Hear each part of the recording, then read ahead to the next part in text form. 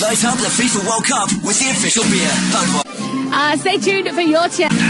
Brendon Urie, Panic at the Disco. How are you, mate? Oh, yeah, I'm good. How are you doing? I'm living my best life. Where am I speaking to you so from great. right now? What are you doing? Where are you? What is your day entailed? I am at my house. I'm in my studio currently, kind of winding down for my day, taking a little smoke break and just kind of piddling with some tour ideas. A studio at home, I imagine, would be hard for a creative person like you who's always, like you creatives. It's not like you say, well, for 3 hours today I'm going to work and the rest of the day I'm going to do nothing.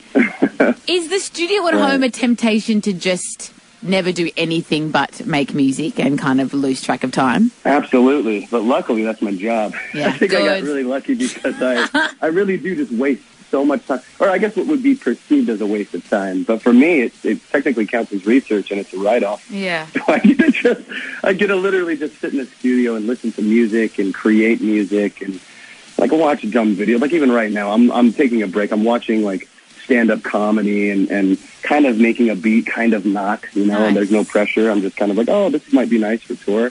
But it is, it's a point of, I don't know, it's a point of addiction for me, but it's also a healthy thing to be addicted to. It helps me get out of certain funks when I'm not feeling as good, You could do a lot worse than being addicted to making music in your right. studio and being creative. Like, I won't list the addictions, but I would say that's a pretty healthy one. And we are so excited to have you back in Australia for this tour, touring the sixth freaking album. I mean, this is ridiculous, mate. That's so cool. Like, to even say the sixth album and to be able to come back to Australia, it's a dream. I mean, the first time we visited Australia, we all looked at each other when we landed and we said, yep, I think we could live here. We all kind of decided pretty early on that, man, this would be amazing to be here. Everybody's just all about having a good time. It's very positive. The food's amazing. The people are gorgeous. The weather's awesome.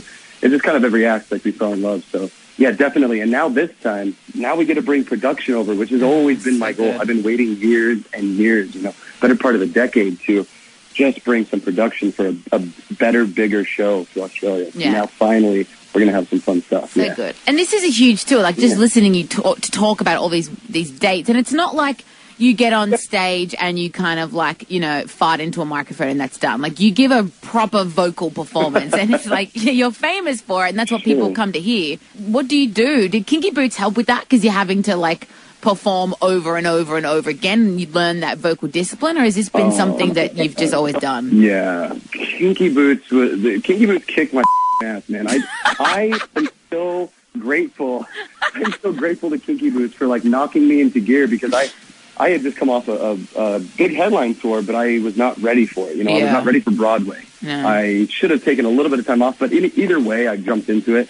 And vocally, I worked with this woman. Actually, I'm going to name drop because it's so awesome. But Cyndi Lauper gave me her vocal coach. Her name's Katie Agresta. She's like, she's the best. Trust me, she's going to be wonderful. So I jumped in with her, and she showed me a couple tricks of like pulling my tongue out of my mouth while I warm up and all these little things, But it definitely built my voice up and kind of jumping into it with no regard as to how I'm going to land was really terrifying, but ultimately just really rewarding because I landed on my feet, luckily, and now I'm the better for it. I put it into my album and I'm using it live, and I still have to be very mindful of how I treat myself. I got to be healthy when I travel and take care of my voice. Yeah, for sure. Amazing. And before I let you go, for people listening who are like idiots who will be on the fence about seeing you, like deciding whether to buy a ticket or not, I mean, what are you bringing? Are we going to hear this infamous Bohemian Rhapsody cover, or are we done with that? What's going to be in this show that's going to get people over the edge? Well, first off, I got to say, I don't think I'll ever be done playing Bohemian. Yes. So,